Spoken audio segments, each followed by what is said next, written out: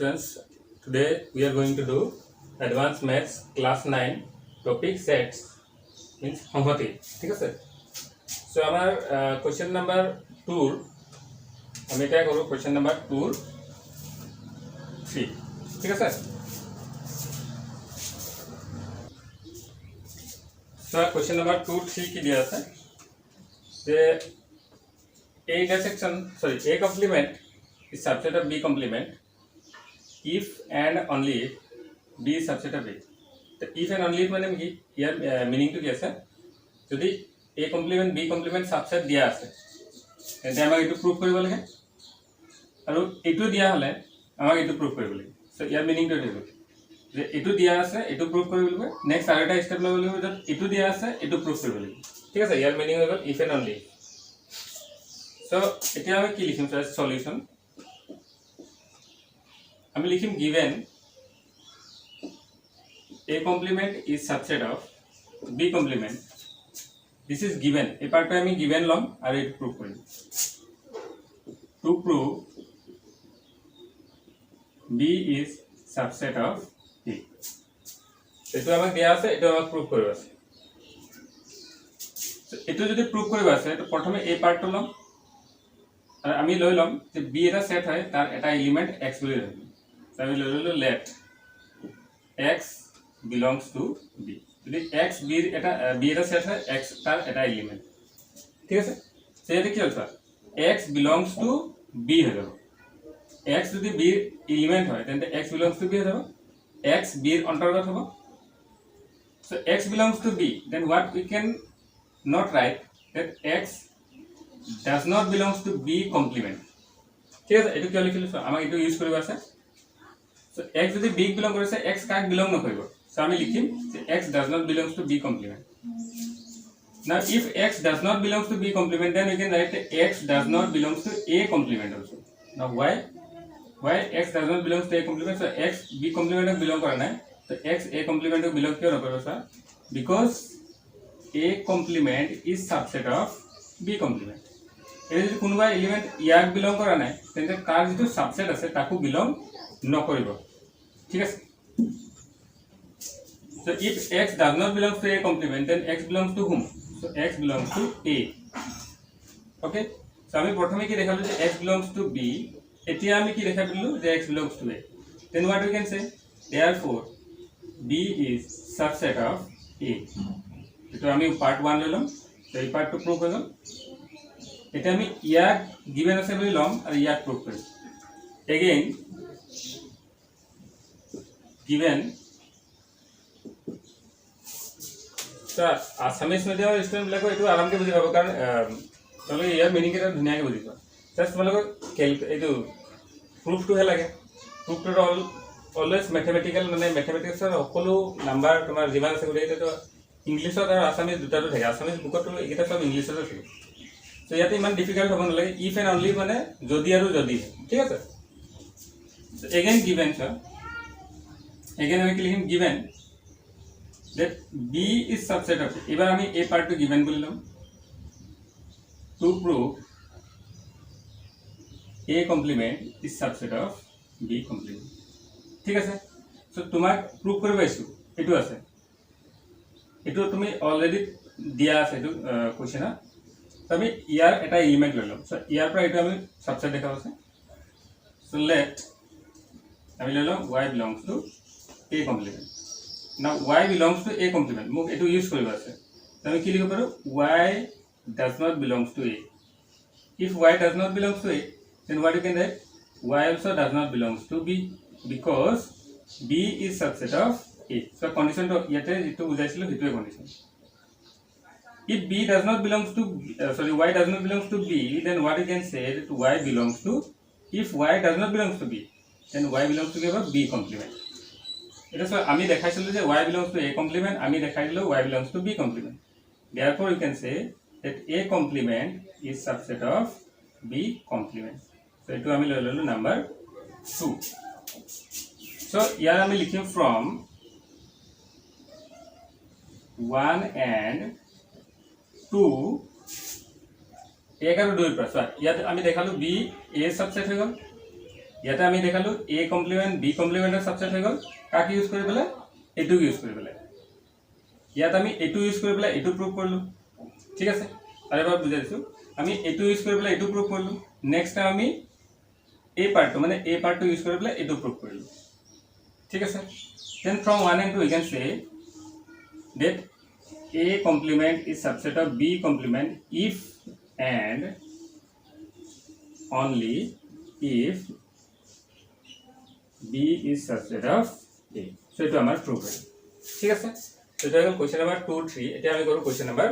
2 4 thik ase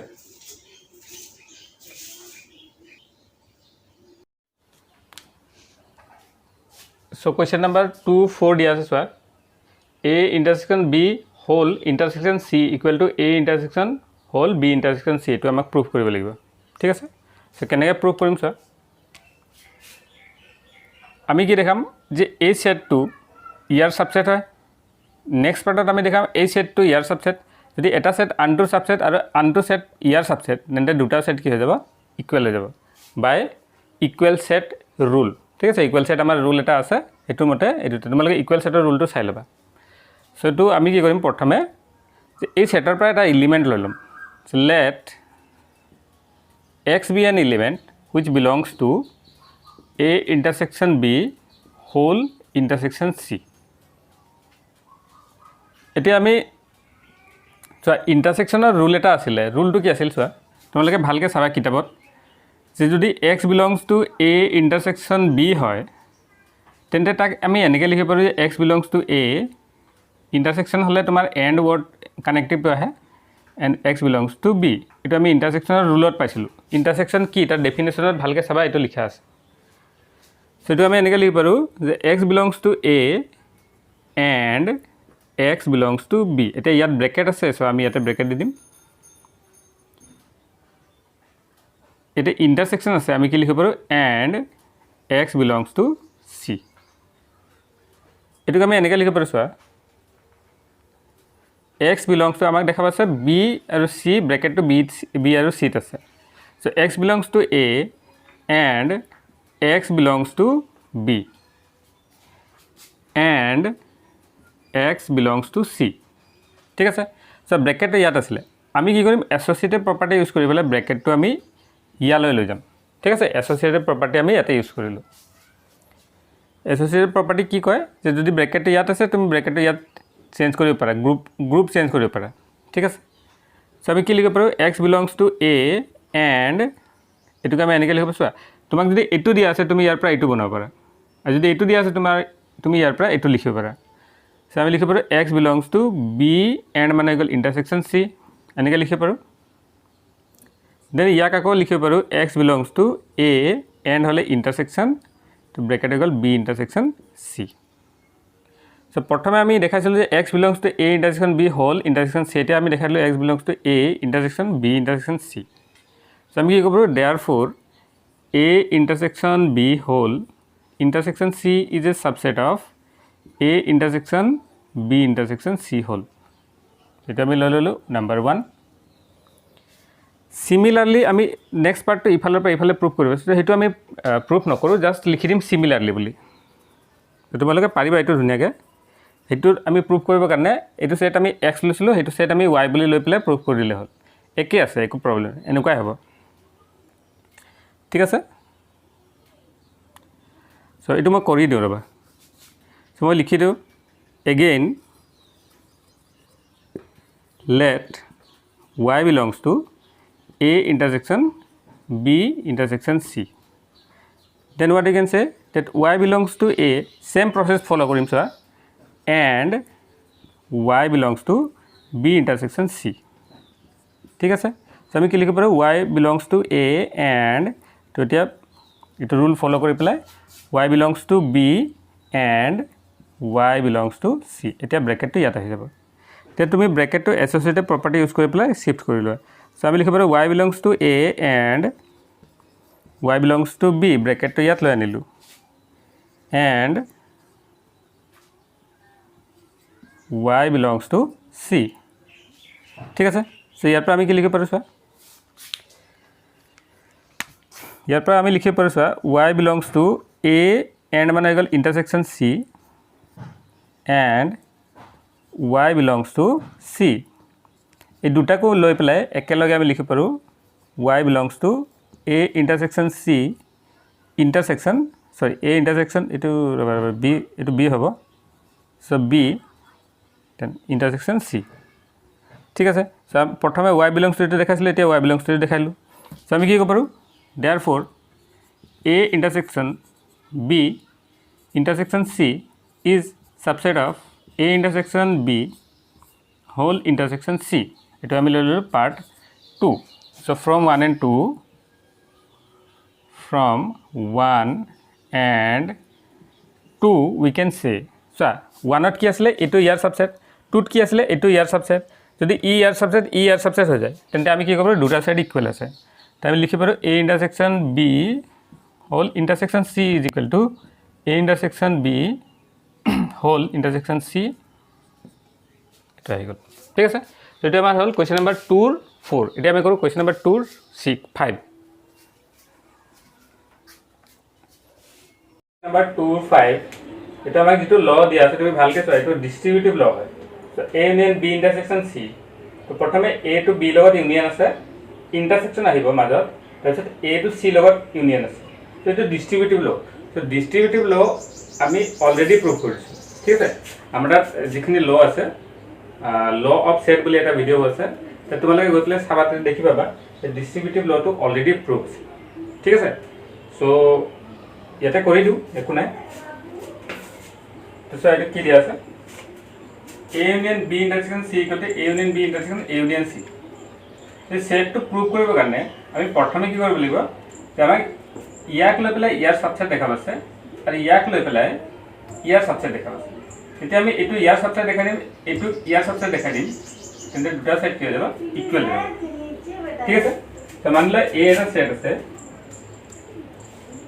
আৰু x টো ইয়াৰ এটা এলিমেন্ট হয় আৰু আমি x টো কি দেখালো যে বলে x টো কার এলিমেন্ট হয় b এর এলিমেন্ট প্রথমে আমাক দেখালো যে x টো a এলিমেন্ট হয় পিছত আমি দেখালো x টো b এর এলিমেন্ট হয় এতে আমি কি করব পারো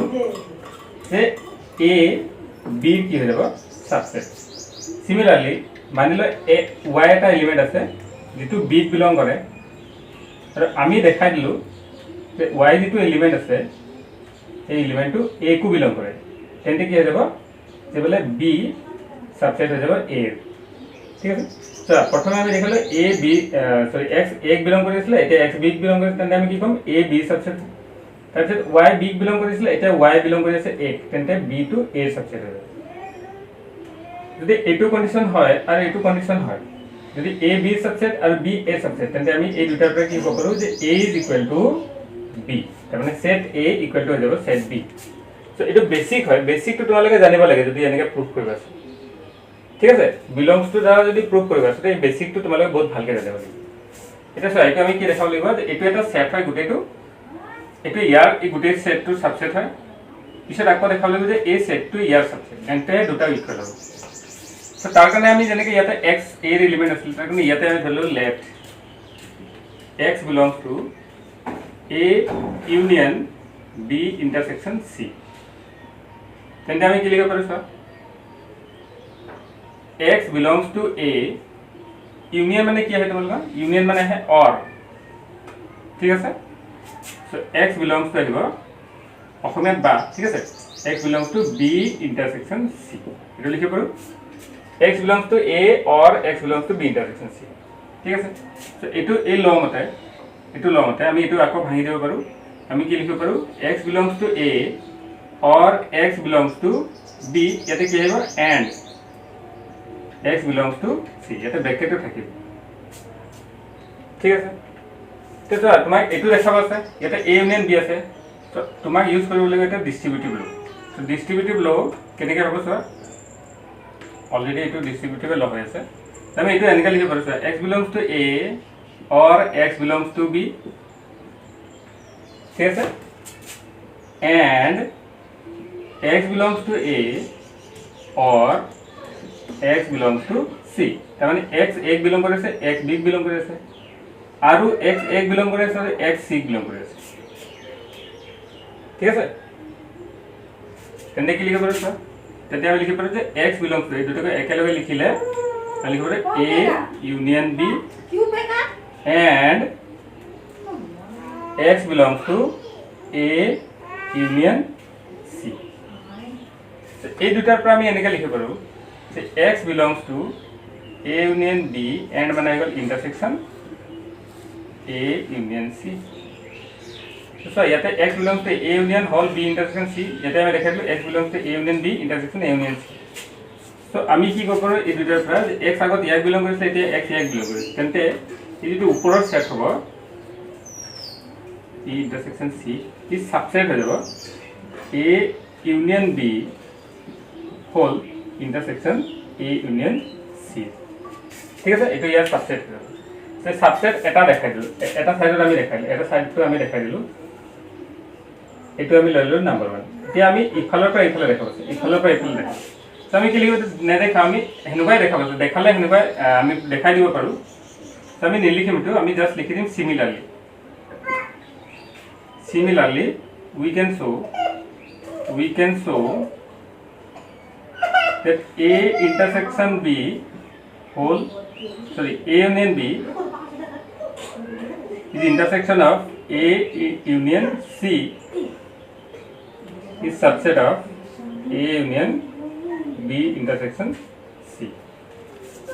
এইটো আমি পার্ট 2 এ যাব। So from 1 and 2, from 1 and 2 আমি কি কৰিব পাৰোঁ, ইয়াতে এইটো ইয়াৰ সাবসেট দেখাই দিলোঁ, আকৌ সিমিলাৰলি এইটো ইয়াৰ সাবসেট দেখাই দিলোঁ। এইটো দেখাব নালাগে, আমি খালি সিমিলাৰলি বুলি লিখি দিলেও হয়, ঠিক আছে। আমি কি লিখিব পাৰোঁ A union B, sorry union B নহয়, A union B intersection C is equal to A union B intersection A union C। তো আমার প্রুভ হয়ে যায় কোয়েশ্চন নাম্বার 2 और 5, ঠিক আছে। ওকে, সেটা আমি করব কোয়েশ্চন নাম্বার 2 और 6। সো এটা কোয়েশ্চন নাম্বার স্টুডেন্টস, এটা কোয়েশ্চন নাম্বার 2 और 6। সো এটা অলরেডি আমি ডিসকাস কৰিছোঁ ডি মৰ্গেনছ ল হয়। সো ডি মৰ্গেনছ ল অলৰেডি ডিসকাস কৰা আছে, আমাৰ ল অফ সেট যেটো এটা ভিডিও আছে তাতে তুমি চাই ল'বা। ডি মৰ্গেনছ ল আমি অলৰেডি ডিসকাস কৰিছোঁ। সো ডি মৰ্গেনছ ল অলৰেডি ডিসকাস কৰা আছে, কিন্তু এইটো যেটো পাৰ্ট সেইটো ডিসকাস কৰা আছে এইটো ইউনিয়নৰ আছিলে, ইয়াতে ইন্টাৰসেকশন আছে, ঠিক আছে। এইটো প্ৰুফ কৰি দিওঁ। সো কেনেকৈ প্ৰুফ কৰে এইটো চোৱা। সো আমাক কি দেখা পাইছোঁ, এই সেটটো যদি ইয়াৰ ইকুৱেল দেখা পাইছে, প্ৰথমে আমাক দেখাব লাগিব যে এই সেটটো ইয়াৰ সাবসেট হয়, তাৰপিছত আকৌ আমাক দেখাব লাগিব যে এই সেটটো ইয়াৰ সাবসেট হয়, ঠিক আছে। যেতিয়া এই সেটটো ইয়াৰ সাবসেট, আকৌ এই সেটটো ইয়াৰ সাবসেট, তেন্তে কি হ'ব, দুটা সেট কি হৈ যাব, ইকুৱেল হৈ যাব, ঠিক আছে। সো আমি কেনেকৈ প্ৰুফ কৰিছোঁ। সো এই সেটটোক ইয়াৰ সাবসেট দেখাবৰ কাৰণে আমি ইয়াৰ এটা এলিমেণ্ট x বুলি ধৰি ল'ম, ঠিক আছে। এটা ইয়াৰ এলিমেণ্ট x বুলি লৈ ল'ম। So let x belongs to A intersection B whole complement, ঠিক আছে। কমপ্লিমেন্টৰ মিনিংটো তোমালোকে জানা ভালকৈ, যদি নাজানা হ'লে আগত কমপ্লিমেন্টটো ডিসকাস কৰা আছে, তুমি ভালকৈ চাই ল'বা এইটো ভিডিও। সো কমপ্লিমেন্ট মানে হৈ গ'ল, যদি x কমপ্লিমেন্টক বিলং কৰি আছে তেন্তে x কাক বিলং নকৰিব, x does not belongs to A intersection B। So x does not belongs to A intersection B হৈ যাব। যদি কমপ্লিমেন্টক বিলং কৰিছে তেন্তে ইয়াক বিলং নকৰিব, ঠিক আছে। সো যদি x does not belongs to A intersection B আহে, তেন্তে আমি কি লিখিব পাৰোঁ চোৱা, x does not belongs to A, ইয়াতে ইন্টাৰসেকশন আছে, তো এই পাৰ্টটো চোৱা, এইটো আমি ক'ৰ পৰা উঠাইছোঁ চোৱা, এই পাৰ্টটো আমি উঠাইছোঁ তোমাৰ ইন্টাৰসেকশন যেটো আছে, ডেফিনেশ্যন যেটো আছে ইন্টাৰসেকশনৰ, তাত তুমি চাবা যে যদি x belongs to A ইন্টাৰসেকশন B হয়, তেন্তে আমি কি লিখিব পাৰোঁ ইয়াৰ পৰা যে x belongs to A and x belongs to B। যদি বিলংছ টু থাকে তো এণ্ড আহিব, ইয়াতে কমপ্লিমেন্টৰ ঠাইত এণ্ড আহিব, ঠিক আছে। নেক্সট চোৱা, যদি আমি কৈ আছোঁ বোলে x does not belongs to A intersection B, তেন্তে ডাজ নট সাইন থাকিলে কি হ'ব চোৱা, x does not belongs to A ইন্টাৰসেকশন যদি আছে তো আমাৰ হ'ব লাগিছিলে এণ্ড, কিন্তু আমাৰ এতিয়া হ'ব কি যে ডাজ নট বিলংছ থাকিলে অৰ হ'ব। সো ডাজ নট বিলংছ থাকিলে এইটো চেঞ্জ হৈ পেলাই কি হ'ব, অৰ। এইটো তুমি ডেফিনেশ্যনটো ভালকৈ চাই ল'বা, য'ত আমাৰ তোমাৰ ইন্টাৰসেকশনৰ ডেফিনেশ্যন দিয়া আছে তাতে তুমি চাবা, নোট বুলি আছে এইটো, ঠিক আছে। এই পাৰ্টটো নোট কৰি ল'বা। সো এটা যদি ডাজ নট বিলংছ টু হয়, তেন্তে x does not belongs to A ইন্টাৰসেকশনৰ জেগাত কি আহিব, অৰ। এনেটো এণ্ড বহি ইয়াতে কিন্তু আহিব কি or so X does not belongs to B ঠিক আছে না X does not belongs to A or X does not belongs to B তেন্তে আমি কি লিখিব পাৰোঁ if X does not belongs to A then X কাক বিলং কৰিব A complement or X belongs to B complement ঠিক আছে এতিয়া চোৱা অৰ মানে কি অৰ মানেটো ইউনিয়ন আছিলে সো আমি লিখিব পাৰোঁ x belongs to A complement union B complement তো আমি প্ৰথমে দেখালোঁ যে x belongs to A intersection B whole complement এতিয়া আমি দেখালোঁ x belongs to A complement union B complement so এতিয়া কি হ'ব এই সেটটো ইয়াৰ কি হৈ যাব সাবসেট সো এইটো আমি ধৰি ল'লোঁ ৰ'বা এইটো আমি লিখি দিওঁ therefore a intersection b whole complement is subset of a complement union b complement এইটো আমি দেখা দিলোঁ সো এইটো ফাৰ্স্ট পাৰ্ট হয় আমি কি দেখালোঁ চোৱা আমি দেখালোঁ যে এইটো ইয়াৰ সাবসেট হয় এতিয়া আমাক দেখাব লাগিব যে এই সেটটো ইয়াৰ সাবসেট হয় ঠিক আছে সো কেনেকৈ দেখাওঁ চোৱা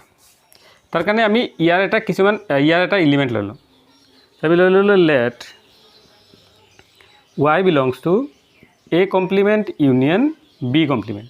ঠিক আছে এইখিনি আমি লিখি ল'লোঁ সো এতিয়া আমি কি লিখিব পাৰোঁ চোৱা that y belongs to a complement so এতিয়া ইউনিয়ন আছে নহয় তেন্তে কি আহিব অৰ ঠিক আছে ইউনিয়ন থাকিলে অৰ আহিব আৰু ডাজ নট বিলংছ থাকিলে এইটো চেঞ্জ হ'ব কিন্তু এটা বিলংছ টু আছে সো আমি কি লিখিব পাৰোঁ y belongs to b complement ঠিক আছে এইটো লিখি দিলোঁ সো এইটো লো মতে যদি আমি আমাক এইটো দিয়া আছে তো আমি এনেকৈ লিখিব পাৰোঁ সো আমাক এনেকৈ দিয়া আছে এনেকৈ লিখিব পাৰোঁ এতিয়া চোৱা যদি y a কমপ্লিমেণ্টক বিলং কৰি আছে তেন্তে y কাক বিলং নকৰিব y does not belongs to a or y does not belongs to b ঠিক আছে এতিয়া চোৱা y does not belongs to a or y does not belongs to b so y x does not belongs to a or x does not belongs to b এটো আমি কি লিখিব পাৰো s x does not belongs to so ইয়াৰ পৰা আমি কি লিখিব পাৰো এটো so আমি লিখিব পাৰো y does not belongs to a intersection b এনেকৈ লিখিব পাৰো ইয়াৰ পৰা এটো তোমাক এটো দিয়া আছে তুমি এনেকৈ লিখিব পাৰা এটো দিয়া থাকিলে এনেকৈ লিখিব পাৰা so y যদি does not belongs to a intersection b হয় তেন্তে y belongs to হৈ যাব y কাক belongs কৰিব a intersection b whole complement so প্ৰথমে আমি দেখালো y belongs to a complement union b complement এতিয়া আমি দেখালো y belongs to a intersection b whole complement therefore you can say that a intersection union b complement is subset of a intersection b whole complement এটো আমি ললো part 2 ঠিক আছে so ইয়াত চোৱা